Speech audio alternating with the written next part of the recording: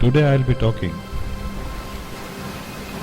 about a special type of meditation which I have labeled as Into the Void. This is an experience of a very deep meditation. But before we start off with the method of meditation, it is important to clear a few points. Remember, at the very beginning, before this universe was created, all that existed was consciousness, unmanifest, transcendental, all pervading. Everything was within its womb, and this consciousness was existing in a void, a vast empty space.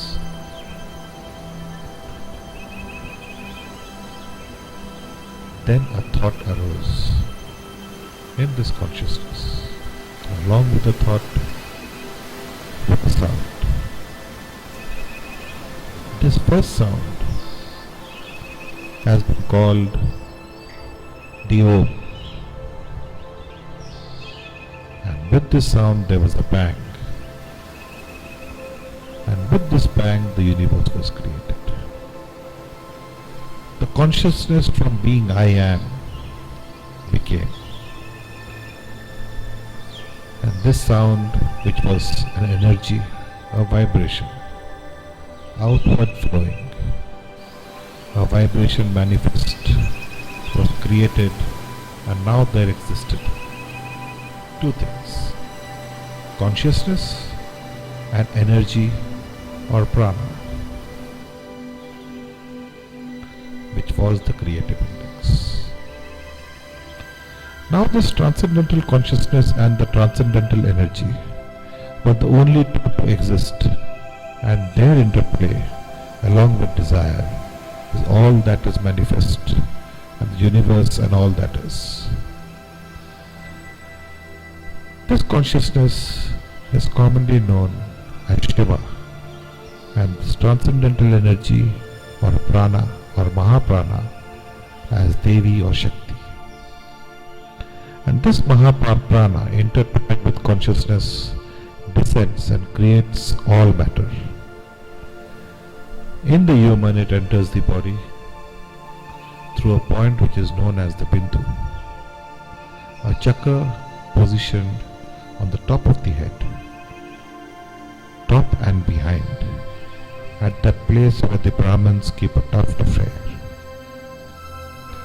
And at this point, the Mahaprana separates from the universal consciousness and flows into the body as a Sthiti Prana, creating and eventually becoming dormant at the Muladhara chakra at the perineal region, and resides as the Kundalini, the dormant Shakti or energy. Within the body, the prana, which is the life force, separates into its five major components: the prana, apana, samana, utana and vyana. The prana is the energy force which moves upwards from the diaphragm to the throat, the apana which moves downward from the navel to the perineal region, the samana which moves between these two sideways, that is between the navel and the diaphragm, the udana or urana is the energy, the prana which moves in the limbs, the legs, the hands, the arms and the head, that is from the neck upwards. And Vyana is the base energy, a sort of a storehouse of energy. These energies supply energy to every cell of the body, nourishing and balancing the energies of the body. The prana exists in the pranmay kosh or the energy body, which surrounds the anmay kosh or the physical body. However, it is in a harmonious, dynamic state with it. The aim of meditation is to unite this dormant Shakti at the Kundalini with Shiva, the transcendental consciousness, from which it had been separated at the beginning.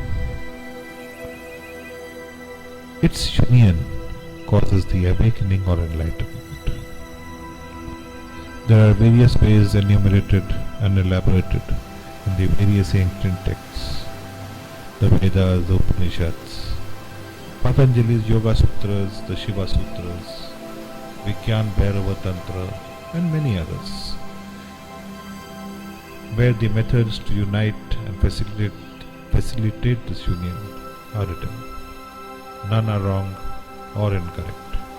However, whichever suits you is the correct one. Below is a way which I find comfortable and is an amalgam of a few methods enumerated in the Shiva Sutras.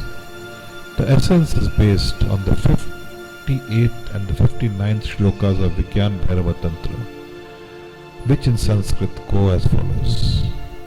Vishvam etam Mahadevi Shunya Bhutam Vichintayat Tatreva ka mano Linam Tatastat Laya Bhajanam, which is translated as, O great goddess, one should concentrate on this universe as nothing but the void. Dissolving the mind also like this, one then experiences the state of laya or total dissolution.